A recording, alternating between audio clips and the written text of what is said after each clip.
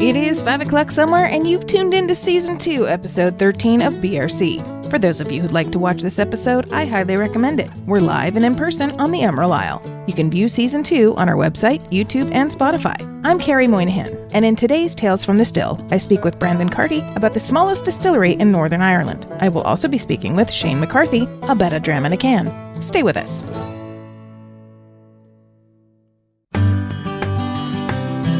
Like what you've seen on BRC? Want to see more? Experience more?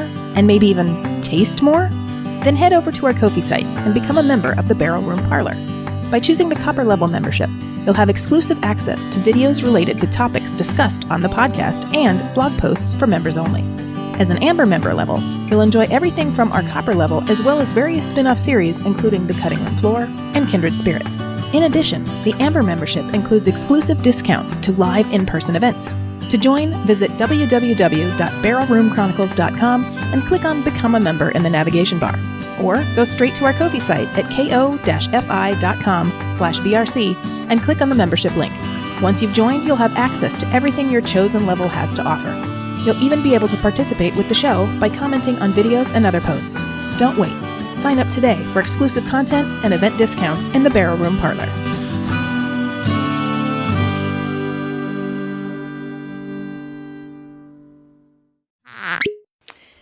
Well, hello, I'm here with Brenden Carty at the Killowen Distillery. It's a very small distillery. We are next door in the tasting room from the actual distillery, and Brendan's going to take us for a little tour here in a minute. But before we do that, wanted to taste some of the new products, including an Irish poutine chocolate, which I'm kind of excited about. So, Brenden, tell me, when did you start working at this distillery? How did the whole concept come up, and what's the dream and the goal for this place? Yeah, I suppose the distillery, our own distillate itself has just turned 3 years old, but a few months ago in May time. So you guys have arrived just at the right time. The week in which we're releasing our own whiskey, and it took a few years of planning before that as well. So I used to be in Australia for a while working as an architect. There was that time whenever the global financial crisis was on and everybody immigrated for a while, and I was the same, and it was great fun. I loved it out there, but I was drinking some lovely Irish whiskies out there too, some lovely pot still Irish whiskies, and at the same time I was going down to Tasmania and tasting beautiful whiskies, in particular one from Belgrove Distillery in Tasmania. And around the same time, Funan O'Connor was doing a lot of shouting in the wilderness back home here in Ireland about these old school Irish mash bills and the proper pot still Irish whiskey, basically, as I would call it, and because it's both traditional and contemporary, and it was just this longing to taste this stuff. And if you ever were lucky enough to taste it, it would cost you an arm and a leg, and you were teaming up with sound-minded individuals who had bottles, and we would share them amongst ourselves for reasonable sums. But they became less and less and inaccessible. So the only thing to do, I suppose, was make your own. Great. Yeah, that's it. So how did you decide upon this location, and how long did it take to get it up and running? So I grew up about 10 minutes from here. I suppose in global terms that's nothing, but in regional terms here, it's the next parish over. So it's far away. And for me, being from this area, South Down, which is signified by the Mourne Mountains, and we're in the shores of Loch Carlingford Loch, and there's been between the mountains, the Cooley Mountains and the sea, and Carlingford Loch, and then for me this place just really signifies who we are and where we are, and as a result the whiskey does the same. Great. Okay, so what do we have to try today? Oh, so I think you're getting spoiled today because we've got I've got my own bottle here that I haven't took it home yet. So it's been cracked open. I suppose let's start with cask number 1. So this is the whiskey I'm talking about. This is pot still whiskey. Actually, it's not pot still whiskey. So I have to correct myself there. Cask number 1, for the record, is not a single pot still Irish whiskey. According to law. Yeah, and that's what the problem is. But it's still half malted barley and half rye barley. Yeah, raw barley. So there's the 30. You're allowed up to like 30%. So that's the idea. It's a mixed mash bill. So there's There's unmalted barley and malted barley, and then there's oats and rye and wheat. So it's 30% of oats, rye and wheat, around 15% oats, and then with 7.5% rye and wheat in there. And Can I have some? of course, you're very kind. So I'm actually going to enjoy this because I suppose it's whiskey drinking time now, and I haven't really got a chance to enjoy this yet myself. So this is it. This is cask number 1. This has been released this week. So there was thousands and thousands of entries into a ballot to get this, and unfortunately only a couple hundred people got bottles, which was devastating for us because so many people deserved to get bottles. Wow. So it's got a big punch of flavour. Yeah, that's pot still spice, although this isn't pot still. Right. So the problem with this is that there's too much oat in it. Even though it's historically accurate, it doesn't fall in line with the current legislation, of course. But it's gorgeous, and you're getting things like pulled pork in there, like Canadian bacon, maple syrup, and ginger, and you're getting mint leaf, and of course it's a single sherry cask. It's PX cask its whole life, and so you're getting lots of fig in there too, and dried raisins. Definitely some dried raisins in it. Oh, lovely stuff. Or dried grapes, which are raisins.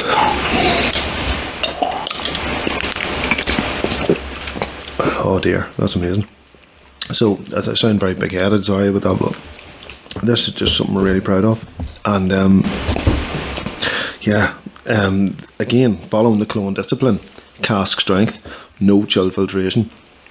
Sometimes you get a clone bottle, there's a bit of char in there. So goes down better locally than and it was does finished abroad. in a sherry cask. Yeah, no, its whole life in a sherry cask. Oh, okay. So it's a sherry bomb. Sometimes when you put stuff in a sherry cask its whole life, it tends to, the distillate takes a back seat. But for this, the distillate shines through. That complexity of that mash bill and that pot still spice, oil, the oiliness as well is great to come from the oats. Yes, Oats it's got some fantastic legs. I don't know if you guys can see this. But the legs are really, really good. Lovely stuff. It's delicious. Very nice. And what's the other expression we're going to try today? Oh, it's cask number 2, which is a single pot still Irish whiskey. So it's only got 30%. Only got 5% adjuncts, being oat, rye and wheat.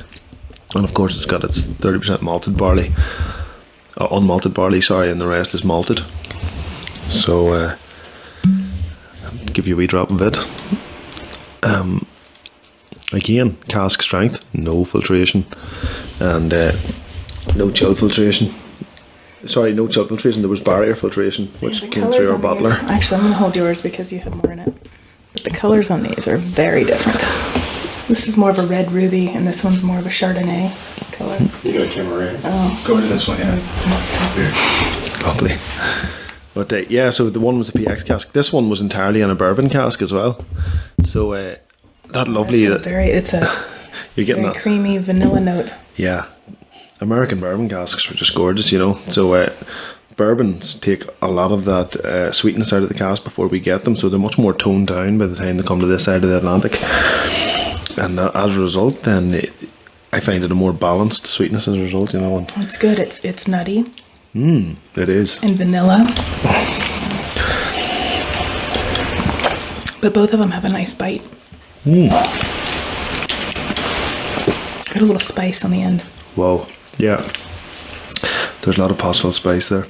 I probably should have switched those around because there's a lot more going on in cask number 1 than cask number 2, although they're still brilliant. But I have an earthy note on this one.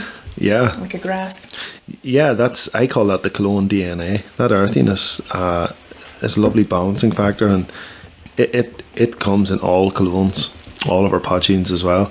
Yeah, like a bit of like grass or like autumn leaves in the ground type thing. It's definitely there. Mushroomy note. It's always there, and it shines through, and it's part of our DNA, and we absolutely love it.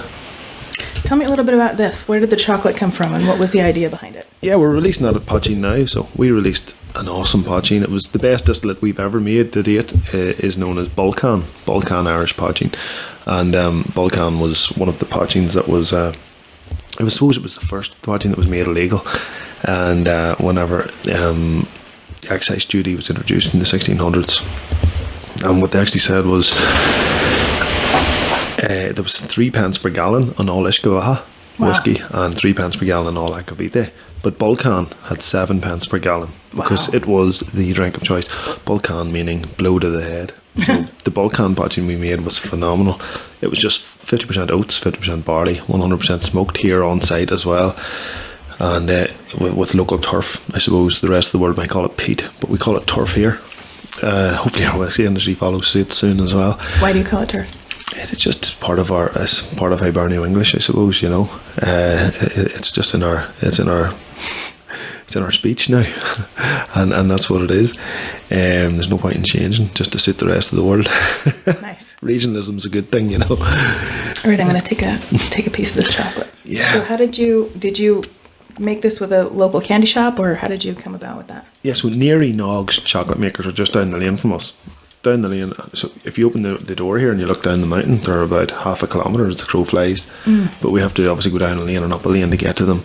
They're a fantastic place. They really put their heart and soul into making chocolate. They're massively into fair trade and fair employment practices. They know where they get their beans from. They get them from places that are running as charities, employing women in areas that don't provide, employment for women, especially women who are children out of wedlock and things like that. So their hearts are in the right place, and as well as that, their skill set is phenomenal. So this is it's like Cologne. I call it the Cologne of the whiskey world. Yeah, take a wee bit. Thank you. It's all of the information's on the label, with these guys, 70% coca from Nicaragua. You just need to call in there and you get all the info, and the guys are brilliant. Delicious. It's got a good little coffee flavor to it. Yeah, and it's a nice dark chocolate. It is, and we've got the smoked barley that we smoke on site here. The guys used it and put it into their into the chocolate, and it's great. You just get this lovely peated poaching or smoked poaching flavour, gorgeous stuff. And it works very well with whiskey. It really does. Or poaching. Or if you don't want to be too much of a rebel on a Sunday morning like this, you could take it with a cup of tea. There you go. Well, this is fantastic. I'm very excited to see the process in the room next door. So we'll go next door and you can show us around. Yeah, let's do that. All right. Sláinte. Sláinte.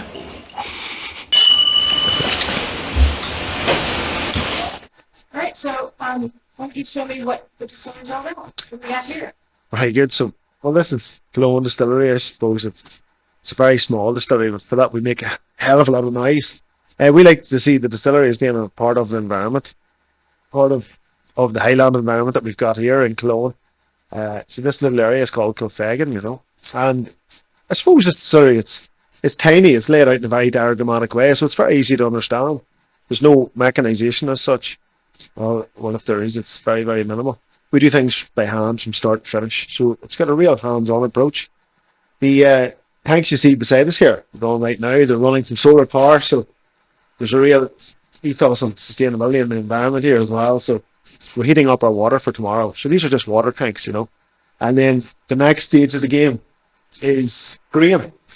So grain is important. So mash bills. We're all about mash bills. So we've got our oats that we produce here that are grown here locally as well. There's our barley, which is grown just across Carniford Lough. This idea of mixed mash bills. So malted barley, unmalted barley, oats and wheat and rye. Not so much wheat, but just a sprinkle the odd time. All goes through here fresh. We break it up freshly, and then it falls down into our mash tun. So the mash tun is made from upcycled dairy tank. As much as possible, we're using upcycled materials here in order to try and preserve the environment as much as possible. And we don't use an agitator to mix. We use good old elbow grease. This, you can see, this is as many years use, so we need to get a new one. But yeah, we use boat paddles and we mix it in the hand and basically create a big bowl of porridge, fill it right up to the top, and then we open up the bottom and we let out the sugary solution known as wort. We collect that, and this is where we differ from other distilleries as well. They cool it automatically to about 30 degrees, and then they allow, we add their yeast, and then within 2 days, they basically got a beer ready to be distilled, known as wash. But what we do is we let it sit outside, and we allow a little bit of wild interaction with the produce. And then when it gets nice and funky, we then add our yeast. So it's natural cooling. So we add our yeast after a couple of days, sometimes even more. And then we've got a 2-week fermentation. So within that 2-week fermentation time, you get a much more impressive beer, a bit like a Belgian cruise ship, if you like. A lot of environmental influence, native yeasts, native bacteria from the area, create this beautiful, beautiful wash, which you could drink as it is. We could sell it as a beer if we wanted to, but there's that joke I'm sure you've always heard about brewers. I'm sure I'll upset a lot of people here. Good brewers are only ever lazy distillers because they only ever half do the job. Right. So we don't stop there. So we go on to the next stage as well. And then that takes us to our stills. So you can see these stills here. They've had a lot of wear and tear. They're flame-fed stills. There's fire underneath the still here, burning against. We reintroduced that into the country as well. It's very important because whenever you've got the proteins coming from the grain and the sugars as well, and that proteins and sugars, they burn at the base of the still, and it's a process known as the Maillard reaction. It's a French culinary scientist in the 1800s coined the term. And anybody who studied, anybody who's a chef today, for instance, will know what that means. It's the difference between a raw creme brulee and a cooked creme brulee, the difference in the flavour. Innately, we've grown to love those flavours as we've evolved as a species. Inside these stills, I worked in another distillery for a short period, and we ran the same size of stills for 6 hours. But what we actually do here is we run them for 12 hours, 7 a.m. to 7 p.m. They're only ever a third filled. This one is half filled, the other one is a third filled. And it just allows you much more interaction with the copper. So there's no residual sulfates coming through. So no those eggy sort of notes that you might get some whiskies. And which is very important. So it's all about being slow. There's no, we can't make any haste. We could speed things up, but if we did, We can't do that. it's not worth it. And then if you have a look in here, you get to see a worm tub condenser. So these are the most ancient forms of distillation. It has never changed since. So in the last century, of course, there's a thing known as a shell and tube condenser. Shell and tubes are the way to go. Efficiency. They make good whiskey as well, and everybody uses shell and tubes. But Cologne uses worm tubs. If you imagine in a really cold winter's day, if you open your door in a hot room to the outside, the heat just rushes out the door, and shell and tube does that. It draws the gases from the still very quickly and very efficiently. But for us, we let it draw out very slowly through a worm tub, and you get a much more interesting spirit. You get much more spice. You get a little bit of brininess almost in there as well. Gorgeous flavours coming through, and they're very evident in our spirit. We call it the Cologne DNA. Part of it's earthy, part of it's briny. So it's just gorgeous. It sits in there in the background, and we love it. So I have a question. Cologne. Yeah. How did the name come about? Well, you're in Cologne now.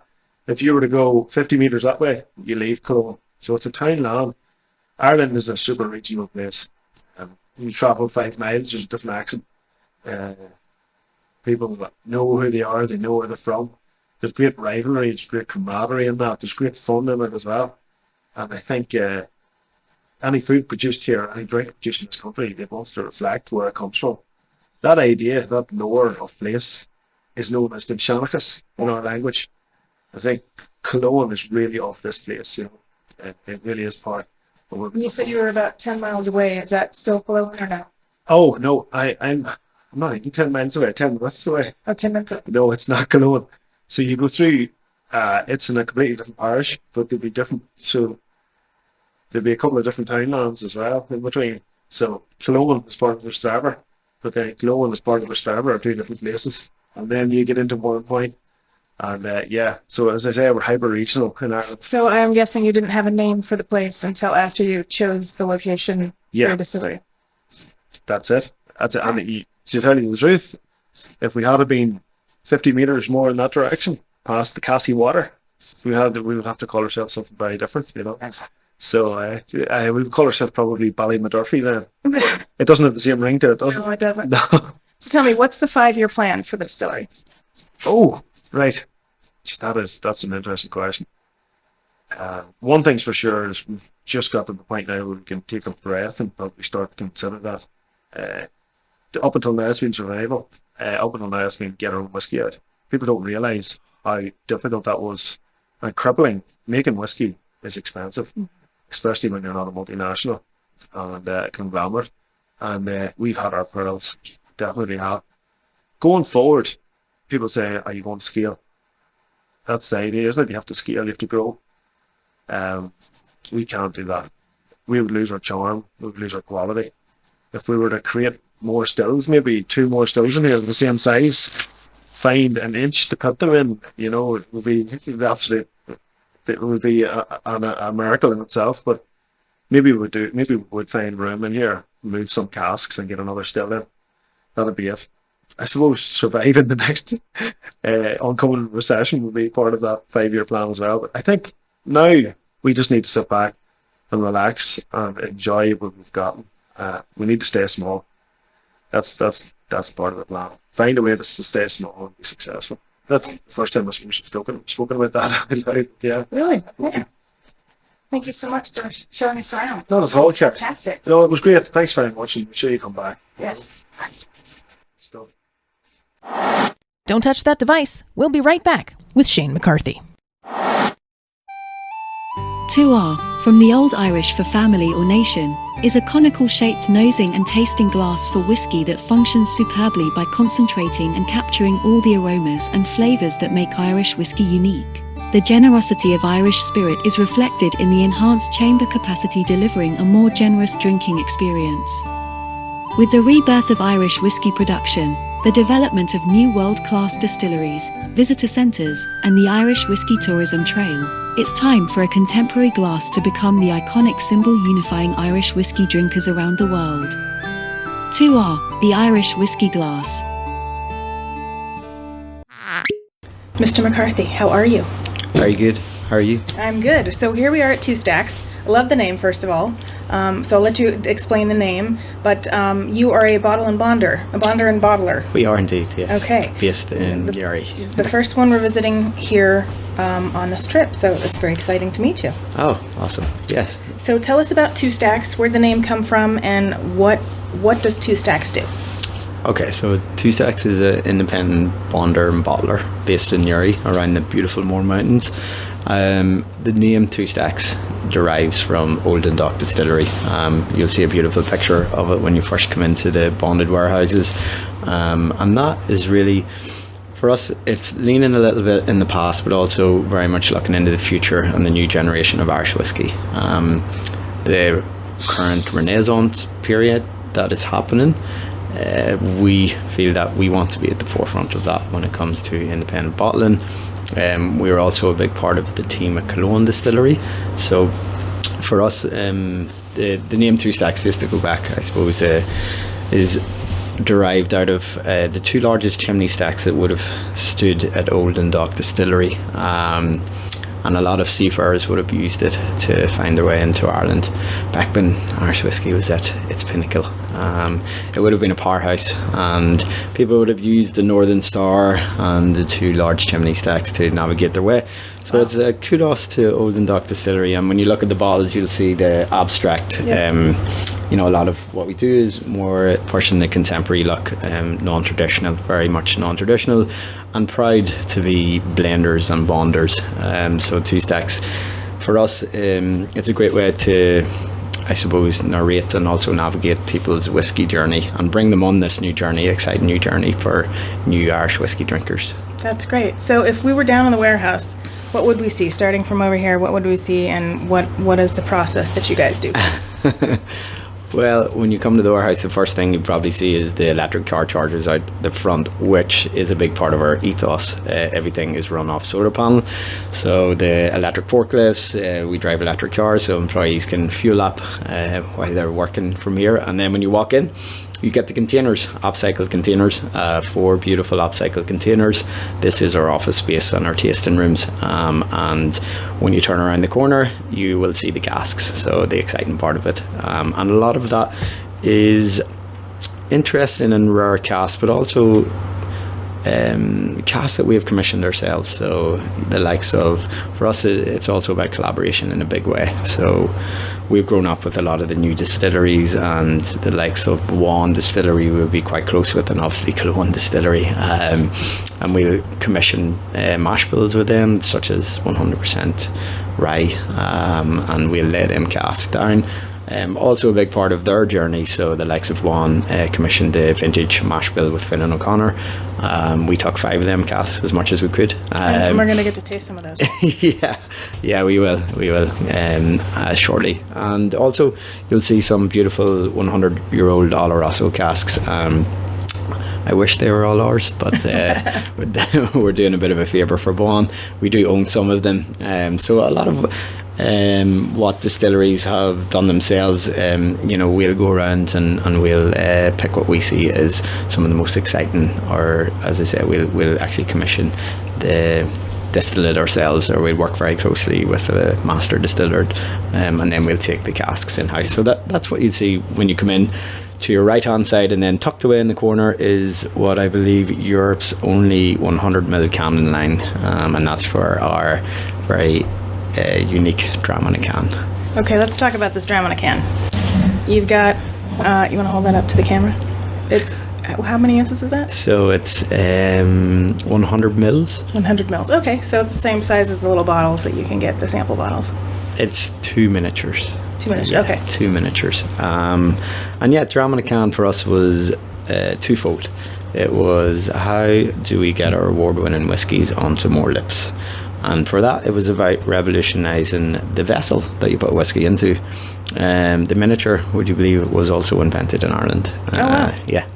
Baby Pars, and it was for luxury cruise line ships. Nice. And you used to take your nip of your favourite dram, and off you went. And then we coined the term dram in a can.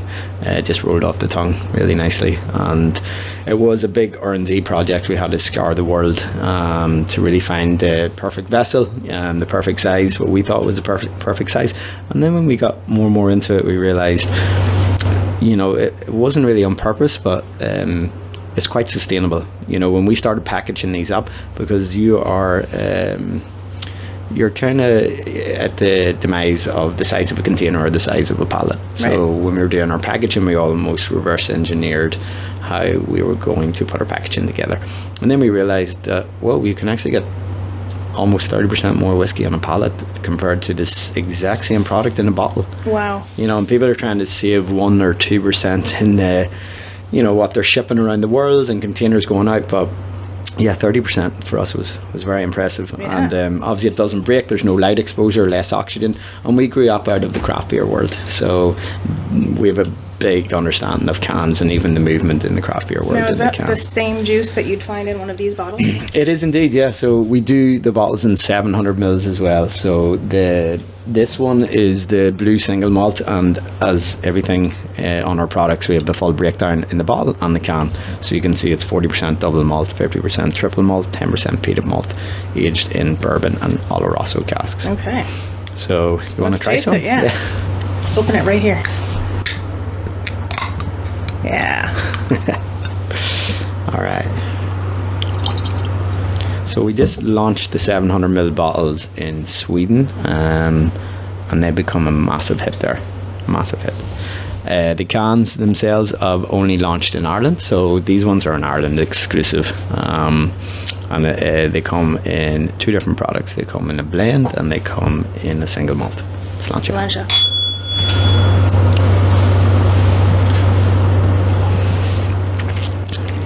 Oh, that's lovely. Yeah. It doesn't have any can influence. No, I hope not. Sometimes people do maybe have this cliche that you will get a can or a tinny taste, but I think even with the movement of craft beer, there is definitely no influence from the packaging. If anything, we would argue it's a better package than a bottle, and especially we find it's 100% recyclable. Exactly. So again, there's a lot of, I suppose when we brought them to market, we realised more and more that there was a lot of green ticks with this packaging, and we didn't realise how much of a success they would have become. We've sold hundreds of thousands, if not close to over 1 million. for a €2 brand, that's a lot of liquid going onto lips. So Great. And then are you only doing these 2 drams in a can, or you have plans for more? we do have plans for more. So for us, the journey of whiskey and the category of whiskey is very broad. We want to push into a pot still style as well, and a single grain. So we have a single grain double barrel in 700ml that we're launching this month. That will go into a can. And pot still, we're very particular about. We do not want to put pot still out that we feel is not ready. There's a lot of young pot still out in the market.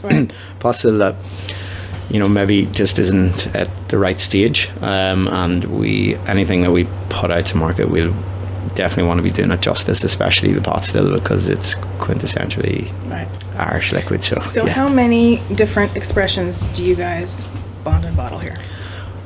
This year alone, we've done well over 20 different bottles and expressions. So I suppose that gives you an idea of what you can do. The variety of as an independent bottler, it can become very exciting.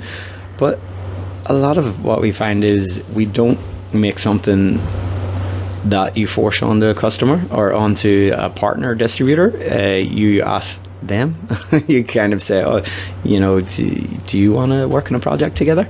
But then, a lot of the time, especially recently, you get a lot of people coming in saying, can you do this and this? And most of the time we can. As a bonder, you get loads of flexibility, so they'll come and choose their own cask, or do a single cask, or we'll blend something unique up for them, and that tends to work very well. Okay, and the bottling system downstairs, does that only do the cans, or does it also do bottles? So there's 2 systems. We have the 100ml can in line, and then around the corner is just a 4-head filler.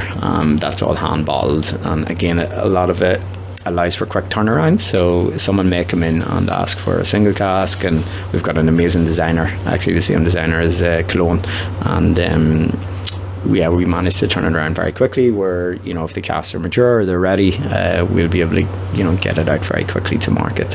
So the bottling line at the moment is probably running at full speed.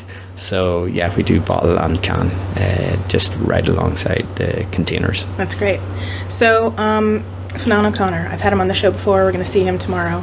I've been waiting patiently to taste some of his experimental stuff that he did for his thesis, and I hear you have some stored here. Yes, we do. We've got 5 of his mash bills here. That's great. And that's we can for sure. Great. So I think we have the PX, the rum, and the Neok, and then we chose 5 different mash bills. So it was a little while ago. It should be on the cask, but they're tucked away at the back, and they're coming along incredibly. And I think Fionn gets very excited every time he comes up to crack a cask. Let's go taste some. All right, awesome.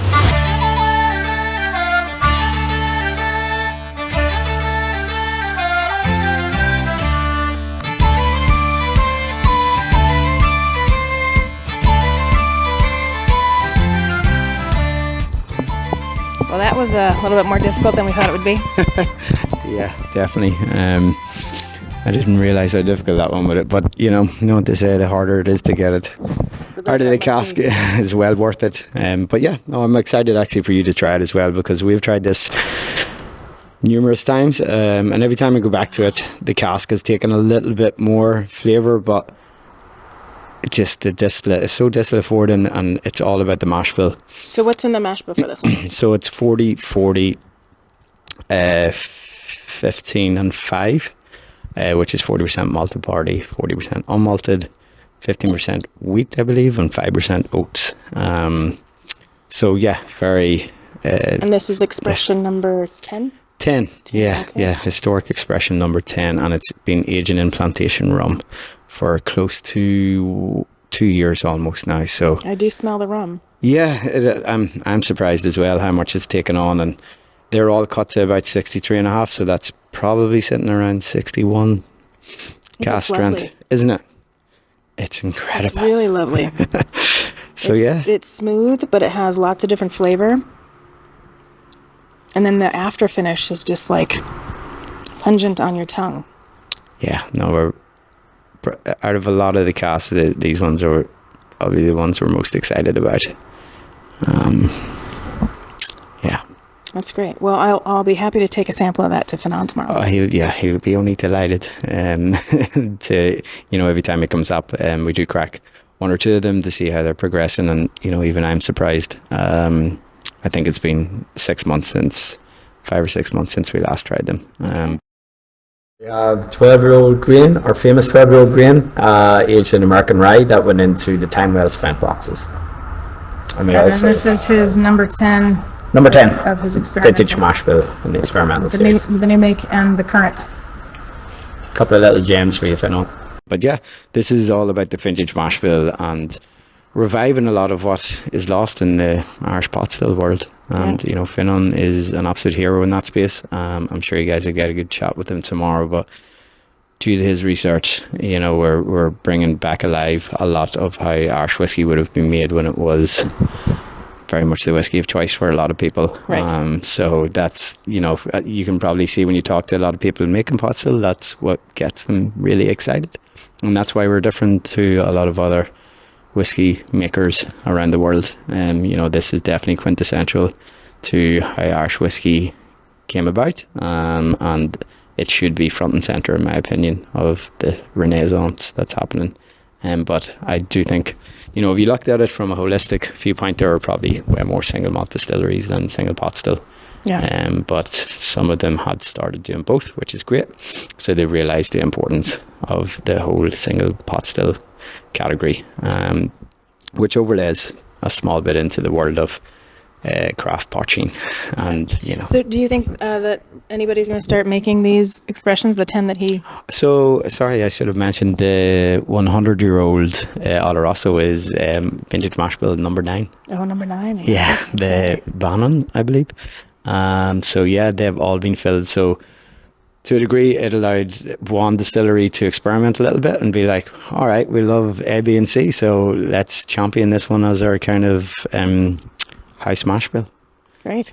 So yeah, you're going to see a lot more of this come to market. It's not going to be these ones. There were only 100 casks in total, but Buon will do one of them as their own, and I believe there will be ones that are similar, maybe not the exact same.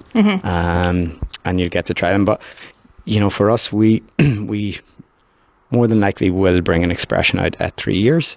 So one of these casks, we will do a single cask just to show, where it's come and how far it's come since the experiment kicked off. That's great. And and again, I think it does it, for even for Finan as well, because a lot of them are tucked away in other bonds. So yeah, we'll certainly want to get it to market and allow the distillate to sing as well. The cask is having beautiful influence, but a lot of what we like to champion is a distillate forward whiskey. Yeah. It's fantastic. I'm really proud of him and his endeavors with this. It's when I heard about him doing the bringing back ghost whiskeys, I was like, what is this about? So it was a great interview. Yeah, and for those of you who haven't seen it yet, I think it's episode 2 or 3. Oh, with Finan. Yeah. No, it's he's much better at articulating it than I would be, and we're very lucky to have Finan in our industry and as part of this movement. I don't think a lot of what even we're doing here and at Cologne, there's a lot of collaboration with great minds, and that's what it's all about. Bringing them creative minds and visionaries together. Great. Well, thank you for letting me try this. It's fantastic. Thank you. That does it for today's show. To read notes on this episode or learn more about our guests, please visit barrelroomchronicles.com. Want to interact with the show or have questions for our guests? Then ask them on our socials or send us an email through our website. Or better yet, leave us a voicemail on our website and your recording might be played in our new Speakeasy segment. If you like what you heard, please rate and subscribe to the podcast. If you really liked it and you want to show your support, buy us a whiskey through our Ko-fi site at ko-fi.com/BRC or become an exclusive member of the Barrel Room Parlor, where you'll get exclusive content not seen anywhere else. If you work in the whiskey or spirits industry or just have a deep passion for whiskey and want to share your spirits journey, register to be a guest through our website. Last but not least, please enjoy your spirits responsibly. Thanks for joining me. Until next time, Solanjava.